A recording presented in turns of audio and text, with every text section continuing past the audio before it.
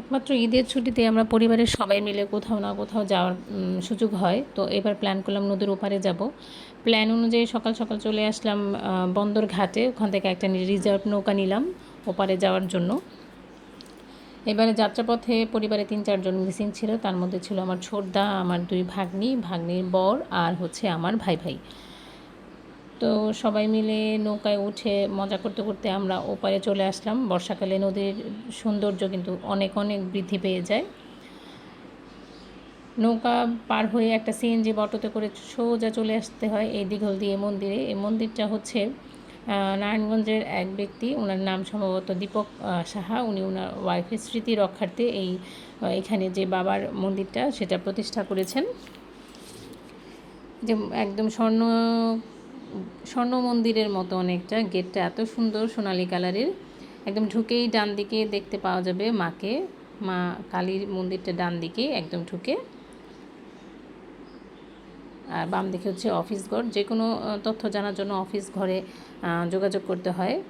তো গিয়ে মাকে হচ্ছে আগে দর্শন করলাম, তারপরে সোজা চলে গেলাম বাবার মন্দিরে। এই মন্দিরটা কিন্তু অনেক গোছানো পরিপাটি, ছোট হলেও এত সুন্দর পরিবেশ, এত পরিষ্কার আর যে আপনার মন ভালো হয়ে যাবে। সামনে যে অংশটা দেখা যাচ্ছে খালি একটা অংশ, এটাতে মানুষজন অনেক সময় ছোটোখাটো খেলাধুলাও করে, বাচ্চারা খেলাধুলা করে। আমাদের বাচ্চারা খুব এনজয় করেছিল, খুব দৌড়াদৌড়ি করেছে।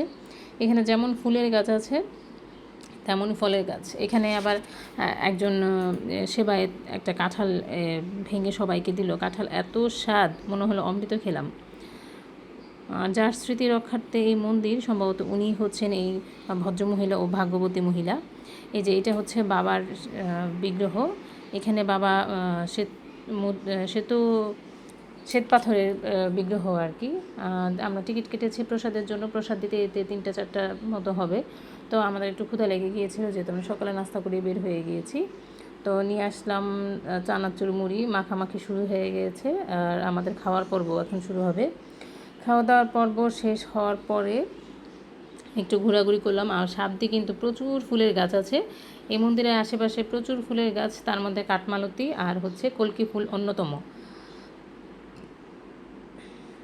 এখানে প্রসাদ শেষ করার পরে আমরা চলে গেলাম সাবদি কালী মন্দিরে। এই কালী মন্দিরে কিন্তু একদমই নদীর উপরে মন্দিরটা, একদম সবসময় এত শীতল বাতাস থাকে আর পরিবেশ এত সুন্দর। এই যে নদীর ওপরেই এত ঠান্ডা বাতাস, রোদ কিন্তু প্রচুর, তারপরে এই পাশ থেকে অনেক ঠান্ডা বাতাস আসতেছে। এখানে আছে গ্রহ মহারাজের মন্দির, মা কালীর মন্দির। মা কি সুন্দর রূপে আমাদেরকে দেখা দিচ্ছেন। তারপরে এই মন্দিরটা নতুন করেছে রাধা মাধবের মন্দির।